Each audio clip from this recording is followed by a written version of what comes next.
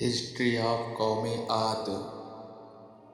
حضرت ہود علیہ السلام اور قوم عاد کا واقعہ۔ اگر آپ نے میرے ہسٹری آف اسلامک اسٹوری کو سبسکرائب نہیں کیا ہے تو پلیز سبسکرائب کر لیں۔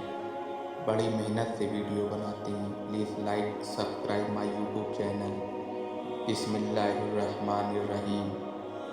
اللہ اپنے بندوں کی ہدایت کے لیے بے وقوف کو منتخب نہیں کیا کرتا ہے کہ اس کا نقصان اس کے نفع سے بڑھ جائے اور ہدایت کی جگہ گمراہی آ جائے۔ وہ اس زوردار خدمت کے لیے اپنے بندوں میں سے ایسے آدمی کو چنتا ہے جو ہر طرح سے اس کا اہل ہو اور حق کی اصل خدمت کو خوشی کے ساتھ انجام دے سکے۔ اور اللہ خوب جاننے والا ہے کہ رسالت کے اپنے منصب کو کس جگہ رکھے۔ سورہ الانعام 6:124۔ مگر قوم کی سرکشی اور مخالفت بڑھتی رہی اور ان پر سورج سے زیادہ روشن دلیلوں اور نصیحتوں کا ذرا بھی اثر نہ پڑا، اور حضرت ہود علیہ السلام کو ذلیل کرنے اور جھٹلانے پر اور زیادہ اتر آئے اور العیاذ باللہ مجنون اور خبتی کہہ کر اور زیادہ مذاق اڑانے لگے اور کہنے لگے، اے ہود، جب سے تو نے ہمارے بتوں کو برا کہنا اور ہم کو ان کی عبادت نہ کرنے پر ابھارنا شروع کیا ہے، ہم دیکھتے ہیں کہ اس وقت سے تیرا حال خراب ہو گیا ہے اور ہمارے خداؤں کے بددعا سے تو پاگل اور مجنون ہو گیا ہے، تو اب ہم اس کے علاوہ تجھ کو اور کیا سمجھیں؟ ان کی اس گستاخی بھری جرأت اور ہمت سے یہ خیال ہو چلا تھا کہ اب کوئی آدمی ہود علیہ السلام کی طرف دھیان نہ دے گا اور ان کی باتوں کو توجہ سے نہ سنے گا۔ حضرت ہود علیہ السلام نے یہ سب کچھ نہایت صبر اور ضبط سے سنا اور پھر ان سے یوں بولے، میں اللہ کی اور تم سب کو گواہ بنا کر سب سے پہلے یہ اعلان کرتا ہوں کہ میں اس عقیدے سے بالکل الگ ہوں کہ ان بتوں میں نہ یہ قدرت ہے کہ مجھ کو یا کسی کو کسی قسم کی بھی کوئی برائی پہنچا سکتے ہیں۔ اس کے بعد تم کو اور تمہارے ان جھوٹے معبودوں کو چیلنج کرتا ہوں کہ اگر ان میں ایسی قدرت ہے تو وہ مجھ کو نقصان پہنچانے میں جلدی سے کوئی قدم اٹھائیں۔ میں اپنے اللہ کے فضل و کرم سے عقل رکھنے والا اور سوجھ بوجھ رکھنے والا ہوں، سوچنے سمجھنے کا مالک ہوں اور حکمت اور دانائی کا حامل۔ میں تو صرف اپنے اللہ پر ہی بھروسہ کرتا ہوں اور اسی پر پورا یقین رکھتا ہوں جس کے قبضے و قدرت میں کائنات کے تمام جانداروں کی پریشانیاں ہیں۔ جو زندگی اور موت کا مالک ہے وہ ضرور میری مدد کرے گا اور ہر نقصان پہنچانے والے کے نقصان سے بچائے رکھے گا۔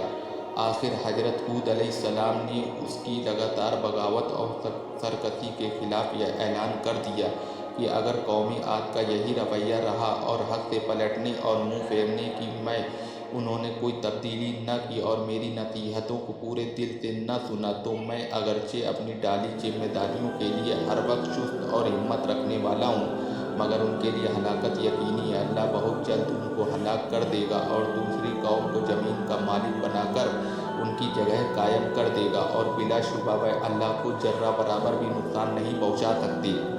وہ تو ہر چیز پر قدرت رکھنے والا اور ہر چیز کی حفاظت کرنے والا اور نگہبان ہے اور پوری کائنات اس کی قدرت کی مٹھی میں۔ اے قوم، اب بھی سمجھ اور عقل و ہوش سے کام لے۔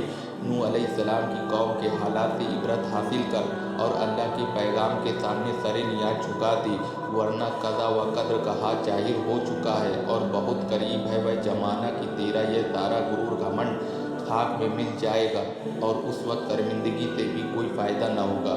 حضرت ہود علیہ السلام نے بار بار ان کو سمجھانے کی کوشش کی، میں تمہارا دشمن نہیں ہوں، دوست ہوں، تم سے سونا چاندی اور تخت و تاج کی طلب نہیں کرتا ہوں بلکہ تمہاری فلاح و نجات چاہتا ہوں۔ میں اللہ تعالیٰ کے پیغام کے بارے میں خیانت کرنے والا نہیں بلکہ امین ہوں، وہی کرتا ہوں جو مجھ سے کہا جاتا ہے، جو کچھ کہتا ہوں قوم کی سعادت اور حال و مال کی بھلائی کے لیے کہتا ہوں بلکہ دائمی و سرمدی نجات کے لیے کہتا ہوں۔ تم کو اپنی ہی قوم کے ایک انسان پر اللہ کے پیغام نازل ہونے سے اچنبھا نہیں ہونا چاہیے، کیونکہ یہ پرانے زمانے سے اللہ کی جاری و ساری سنت ہے کہ انسانوں کی خدمت و سعادت کے لیے انہی میں سے ایک آدمی کو چن لیتا ہے اور اپنا رسول بنا کر اس کو خطاب کرتا ہے اور اپنی مرضی اور نامرضی سے اس کو معرفت اپنے بندوں کو مطلع کرتا رہتا ہے۔ اور فطرت کا تقاضا بھی تو یہی ہے کہ کسی قوم کی رشد و ہدایت کے لیے ایسے آدمی کو ہی چنا جائے جو بول چال میں انہی کی طرح ہو،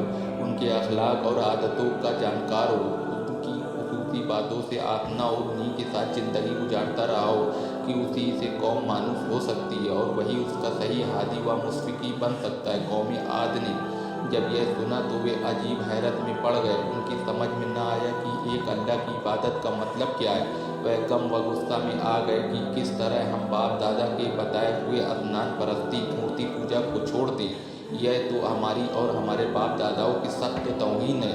उनका गैर व गजब भड़क उठा कि उनको काफिर और मुशरिक क्यों कहा जाता है, जबकि वो बुतों को अल्लाह के समान अपनी शफाअत करने वाले मानते हैं। उनके नज़दीक भूत की बात मान लेने में उनके माबूदों और बुजुर्गों की तौहीन थी और उन्हें हकीर समझा जा रहा था, जिनको वे बड़े खुदा के दरबार में अपना वसीला और सफ़ी मानते थे और इसी को इन तस्वीरों और मूर्तियों के लिए पूछते थे कि वे खुश होकर हमारी सिफारिश करेंगे और अल्लाह के अजाब से निजात दिलाएंगे।